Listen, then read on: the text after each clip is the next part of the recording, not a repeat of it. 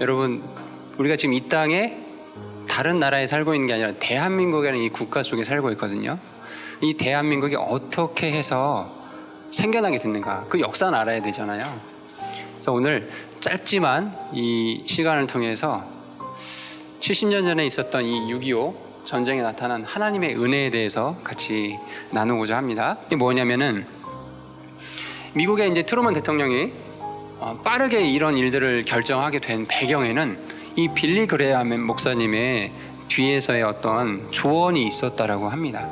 물론 이 빌리 그레이엄 목사님의 이 나중의 삶은 좀 저희가 경계할 부분이 있긴 있어요. 그렇긴 하지만 이 젊은 시절에 이분이 했던 이런 일은 어쨌든 대한민국에 참 도움이 됐던 거예요. 이분이 이런 얘기를 했다고 합니다. 한국을 공산당이 지배하게 되면 50만 명의 크리스천들이 죽임을 당할 것입니다. 미국이 자유와 평화의 파수꾼이 되어야 합니다 라고 이렇게 강력하게 얘기를 했어요, 트루먼 대통령한테. 그러면서 소련은 1917년 볼셰비키 혁명 이후에 종교 말살, 공산주의 세계로 확장을 하고 있는데, 미국은 복음주의 진영에서 그 소련 공산주의를 악의 세력으로 규정해야 됩니다. 그리고 영적 전쟁을 선포해야 됩니다. 바로 그 일에 앞섰던 사람이 빌리 그레이엄 목사님이었어요. 전쟁이 터지자 1951년 9월에 여기 제목처럼 Hour of Decision, 결단의 시간이라는 설교로 강력하게 이 전 세계를 향해서 얘기를 했거든요. 거기서 이런 얘기를 합니다. 6.25 전쟁은 미국과 영국이 포츠담 얄타 회담에서 스탈린에게 너무 양보한 대가입니다. 공산주의자 스탈린을 믿는 것은 죽음뿐입니다 라고 강력하게 외쳐요. 바로 이 일을 계기로 트루먼 대통령이 아주 신속하게 유엔군을 파병할 수 있게끔 하는 그런 조치들을 취할 수 있게 된 거죠. 전쟁 당시에 50만 명의 크리스천들이 있었는데, 그 사람들의 목숨을 소중하게 생각한 이 한 목사님의 처절한 외침 때문에 지금 우리가 이렇게 평안하게 믿음 생활할 수 있었다. 이것이 하나님의 은혜다. 네. 자, 전쟁의 양상을 잠깐 정리를 해줘 보면, 처음에 6월 25일 날 이렇게 북한이 파죽지세로 내려오죠. 그래서 거의 뭐 한 달 조금 넘은 시간 동안에 여기 낙동강, 여기 흰색 보이시죠? 요만큼만 남고 다 밀렸어요. 이 타이밍에 아까 말씀드린 것처럼 트루먼 대통령이 발빠르게 움직이고 빌리 그레이엄이 뒤에서 얘기하고 이렇게 해서 유엔군이 파병되고 메가드 장군이 오게 되고 막 이렇게 됐죠. 그래서 여러분 잘 알다시피 여기 이 화살표가 여기 인천이죠. 우리 인천 상륙작전을 통해서 성공하게 되고 이렇게 쭉쭉쭉 올라가다가 나중에 아시다시피 갑자기 내려오게 되죠. 중공군 때문에 이제 내려오게 되죠. 이런 상황들이 있었는데, 인천 상륙작전에 대해서 좀 말씀을 드릴게요. 아까 전에 이렇게 절박한 상황이었어요. 조금만 밀리면 그냥 적화 통일이 되는, 아마 여기에 김일성, 김정일, 김정은 사진 걸어놓고 저희 아마 그렇게 지냈을 수도 있었어요. 지금 이 시간에. 근데 이 시간에 메가더 장군이 정말 용기 있는 결단을 하게 되죠. 그래서 이 인천에, 우리 이 인천 참 명예롭죠. 인천 상륙작전을 성공하게 됩니다.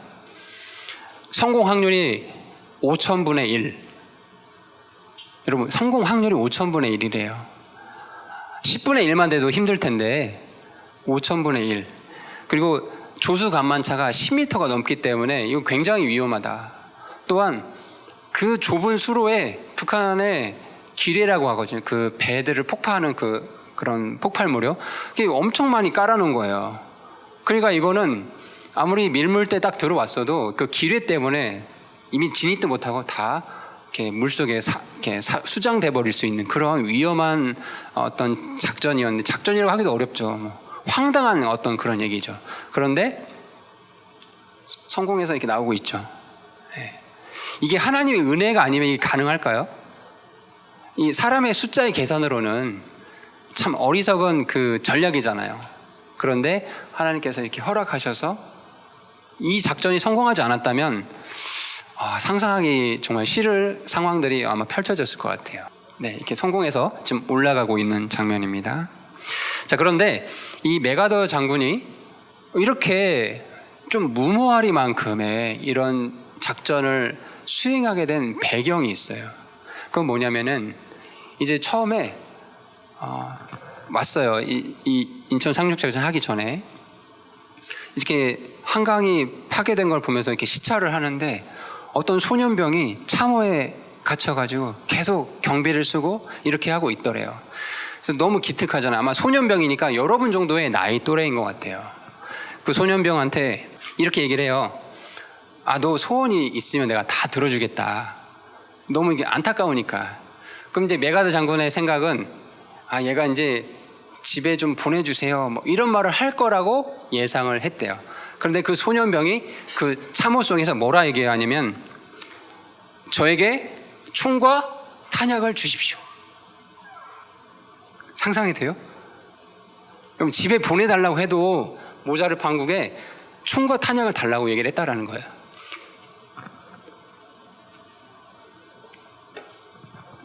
그래서 그 얘기에 크게 감동을 받은 메가더 장군이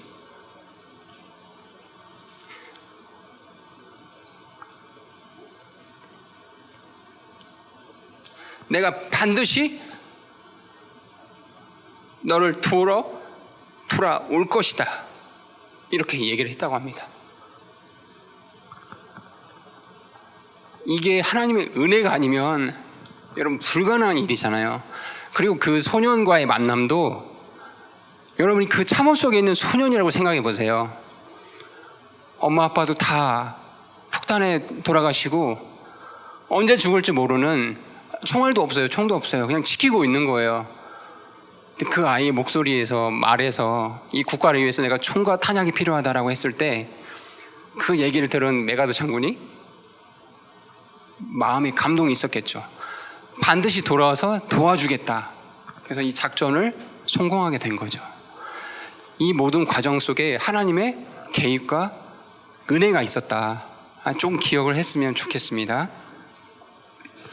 여기서 잠깐 퀴즈를 준비했는데 맞출 친구가 없을 것 같긴 해요. 이 인천 상륙작전이 영어로 뭐라고 하는 줄 알아요? 알아요?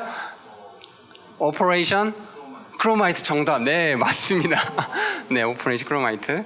자, 이렇게 그 인천 상륙작전이 성공하고 나서 이제 아주 전세가 역전이 됐어요. 그래서 서울을 빼앗겼던 그 서울을 1950년 9월 28일 날 다시 찾게 됩니다. 태극기에 좀 걸리고 있죠. 그리고 원래 유엔군은 38도선까지만 북한군을 몰아내는 게 목적이었는데 아니다. 이승만 대통령이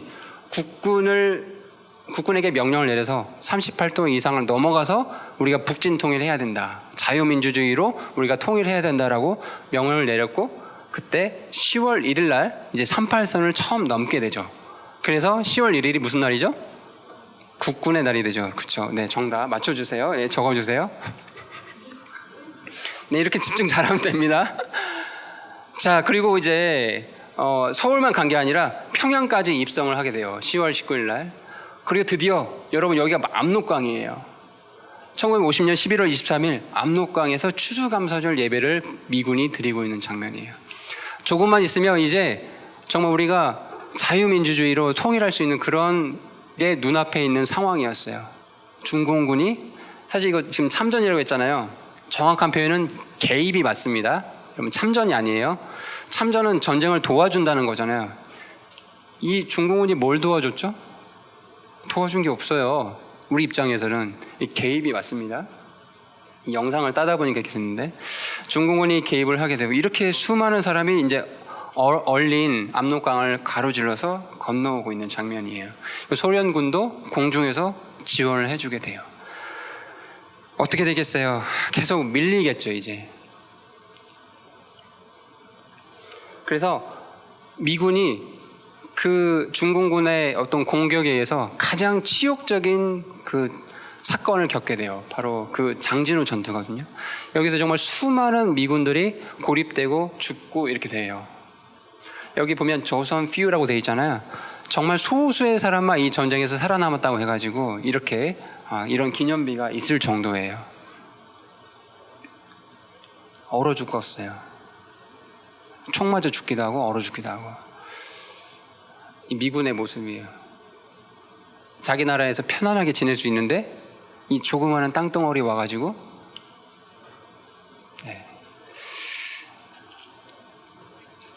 그래서 이제 뭐 철수할 수밖에 없죠. 이제 계속 밀리니까 중공군에 의해서. 그래서 여기가 이제 장진호인데 장진호에서 쭉 내려오면 여기 흥남이라는 지역이 있어요. 여러분 그 국제시장 영화에서 흥남 철수하는 그 장면 보였죠? 본 적 있죠? 그 유명한 이 흥남 지역으로 이제 미군들이 철수 계획을 세우게 됩니다. 자, 이제 이 흥남 철수에 대해서 얘기를 좀 드릴게요. 10군단 알몬드 소장이 이제 1950년 12월 11일부터 24일까지 군병력 10만 5천 명, 그리고 개마공원 고토리 그 허 벌판에서 수천 명의 피난민들이 함께 모여서 미군을 따라 내려온 한 10만 명 정도의 북한 탈북자들이 있었어요. 그들과 함께 이제 이 흥남이라는 곳에서 자유 대한민국을 향해서 이렇게 도망치는 거예요. 여러분 10만 명의 여러분 이게 흥남 철수 작전이라는 건 군대의 대피 작전이잖아요. 그러면 함께 따라 나온 북한의 그 피난민들 미군이 무시할 수 있지 않았을까요? 공산주의자들인데 그렇잖아요. 그런데 생명을 사랑한 이 미군들은 무시하지 않았어요. 그 사람들 안타깝게 여긴 거죠.